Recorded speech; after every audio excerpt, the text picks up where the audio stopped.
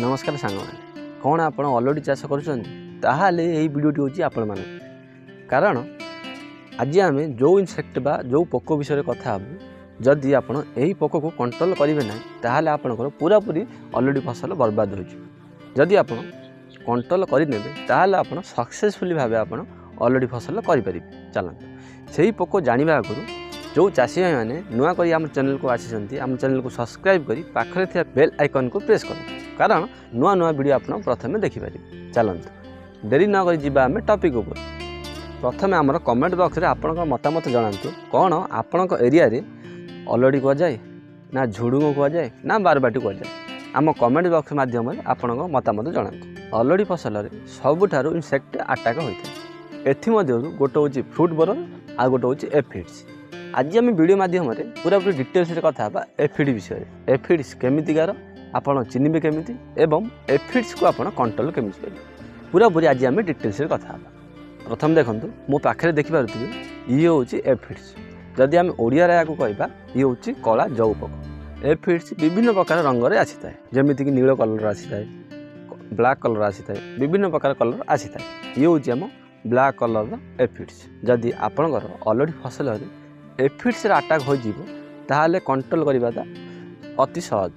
बहुत गुड़े चाषी भाई मैंने न जाणिक बहुत गुड़े मेडिसिन व्यवहार करने आपणकर एफिड्स बा जौ पोक कंट्रोल हो। आज आम वीडियो माध्यम एमती सस्ता मेडिसिन कहवा आपणकर जौ पोक को नियंत्रण करने। प्रथम आम कथा एफिड्स देखा फोटो देखिपे एफिड्स हूँ देखा कला पूरा पूरा मेंचा मेंचा परी लगी थाए या आम एफिड्स कहवा। आपण गोटे कथा ध्यान दिंतु जिते बड़े आपंकर फसल फास्ट बा गोटे एफिड्स अटैक हो आप पूरापूरी सतर्क हो पूरापूरी एफिड को कंट्रोल करने। जदि आप 2 ରୁ 3 दिन गैप देदेवे पूरापूरी आपंकर फसल पूरापूरी एफिड्स व्यापीज। जदि पूरापूरी बहुत हो जाए आप कंट्रोल करने कंट्रोल करने आपंकर जो कौन अलरेडी थी ये अलरेडी मार्केट में चलो कारण ये अलरेडी खाई पूरा कलर अलग करदेवे। जदि आप मार्केट को जी कौन बेपारी भाई आमर यही अलरेडी को नेबे ना तागुर आप वीडियो देखूँ आप जौ पोक को नियंत्रण करूँ। प्रथम आम कथा एमती कौ मेडिसिन आम व्यवहार करवा जहाँकि एफिड्स को आम फसल न आसवा दब। प्रथम हूँ जितेबाला आपंकर गचर फूल फल आसनी से टाइम आप मोनोकोट फस को व्यवहार करेंगे सहित आप रोगर को व्यवहार करेंगे ता सहित आप एसीपेट को व्यवहार करेंगे यह सहित आप इमिडाक्लोरोपिड को व्यवहार करेंगे। एगुड़िक को जदि आप व्यवहार करेंगे एफिड्स आप फसल अटैक ही हम ना कौन सी भूल वशत कारण जदि एफिड्स अटैक हो जाए आम कंट्रोल केमिति करें। प्रथम देखो जदि एफिड्स अटैक हो जाए आम देखिए जेकोसी टेक्निकाल लास्ट 3 आसूसी से गुड़िक इनसेक्टिसाइड को व्यवहार करने को पड़ो जमीक केत गुड़िक ना आपको कहीदे।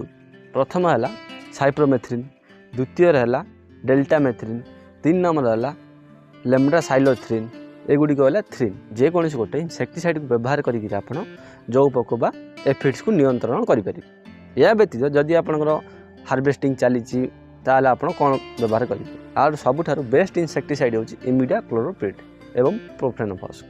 जदि ए दुईटी पंच करके मारिदेवे पूरापूरी आपंकर एफिड्स बा जौ पोक कंट्रोल हो। सहित आ गोटे कथा आपको कहूँ जितेबाला आप इमिडाक्लोरोपिड देवे 80% WG आपन टिके ध्यान देवाक पड़ो 15 लीटर टाँकी आप 2 पाउच बा 4 ग्राम मिसेक जदि आप स्प्रे करेंगे पूरापूरी एफिड्स को आप कंट्रोल करेंगे। आज आम वीडियो माध्यम पूरापूरी डिटेल्स कथा अलरेडी फसल एफिड्स बा जौ पोक को केमिति आम नियंत्रण करें। जदि आज वीडियो आपको भल लगी आम चैनल को लाइक करूँ शेयर करूँ सब्सक्राइब करूँ मिसिबा एक सुंदर वीडियो साथी नुआ गोटे दमदार टॉपिक उपरे से पर्यंत रोची। नमस्कार धन्यवाद जय जवान जय किसान।